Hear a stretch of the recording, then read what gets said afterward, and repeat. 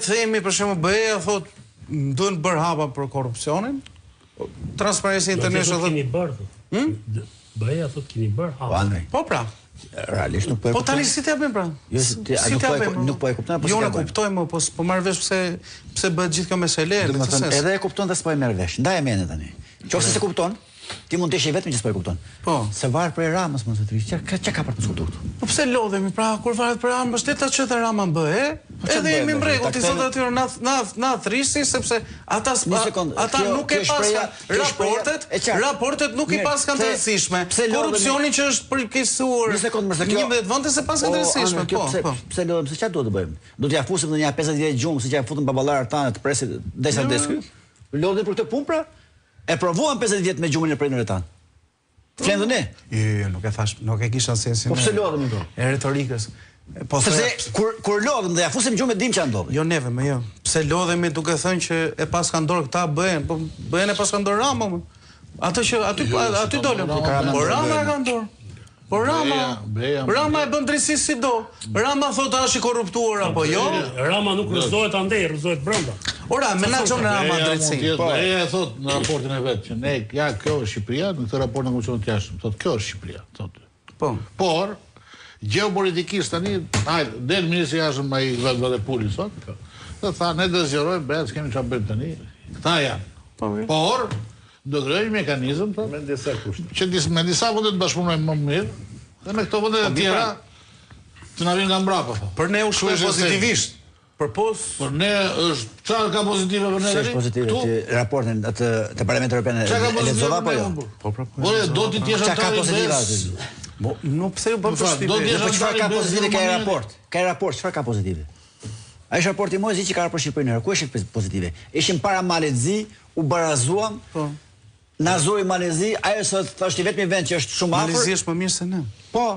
Është përpara. E thanë ata mo ne. Në gjithë raport teknik. Po na kalon Moldova, po i çfarë beson ju? Po na kalon. Un po them çfarë beson ju. S'un po kërkoj çfarë beson ju, jo çfarë thotë raporti. Për Malezi është më mirë se ne. Ne mendojmë më keq. Ne themi këtu është Malezi është më keq apo më mirë? Ne jemi më keq se Malezi. Këtu shteti ka por më. Okej, më patjetër ç'është ka. E kupton se po jemi më mirë se Malezi, po them. Mos të japësh.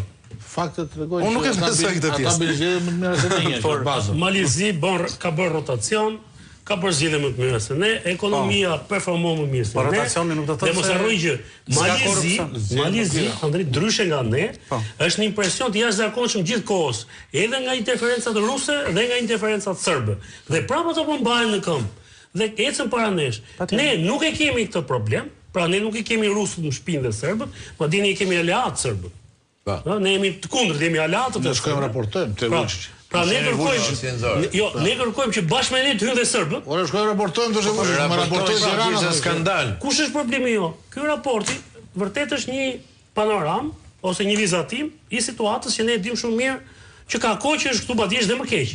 Por më në fund në Parlamentin Evropian po mbushet mendja që ka një problem të dukshëm të madh i cili po e pengon vendin të eci përpara. Dhe nuk e mbulon dot edhe arrestimet që ka bërë Spaku, se thjesht arrestimet nuk janë dënime. A ke parë vendimin e gjykatës tani? Po. S'kemi vendimin e gjykatës. Ne kemi thjesht arrestime. Po t'jap vetëm një shembull. Në raportin e fundit që mbajti kreu Spakut në KLP, tha për vitin 2025 ka rënje. Prit dëgjoj, te korrupsioni tha. Po. Te administrata, zyrtarët e lartë dhe politikanët, kemi sekuestruar, tha, 1.100.000 euro, që kemi konfiskuar vetëm 100.000 euro. Po tani me 100.000 euro, a kupton të tani është turp, 100.000 euro i bëj forestrat atyre. Gjithë ky shtet, ai i Akshit, ai si Beqir, ai thoshte, ëndra ime këtë vit është të blej yacht, dhe në fund vitit blej yacht 1.200.000 euro. Dhe ti shkon e kap, thoj kam konfiskuar vetëm 100.000 euro, dhe ne presim se këtë ka mbrojtje më të mirë Rama sot. Thot, ne guxuam dhe bëm reformën për drejtësi që ka bërë askush. Ndërkohë reforma na ka këto probleme. Raporti i Eurostatit ishte Shqipëria thot ka 182 burgosë për 100.000 banor. Është një nga vendet me numër më të lartë të arrestuarve. Dhe kur shkojnë të arrestuarit, dhe këtu është kush janë të arrestuarit në këtë vend? Karçana i sot doli të arrestuarit në këtë vend, janë 4.000 veta brenda që janë të padënuar, po janë këta të fushatave. Fushata për mos pagimin e energjisë elektrike, fushata për ndërtimet pa leje, fushata për parkime dyshe. Pra, ne kemi futur popullin në burg, se popullin kemi çuar në burg. Dhe gjithë kjo reformë që na kryo, stagnacioni nga 18.000 dosje stok të ka çuar në 200.000, sot na mungon gjysma e gjyqtarëve që duhet kishim sistem, dhe na mungon 43% e prokurorëve që të vijnë në sistem. Më shkruan avokati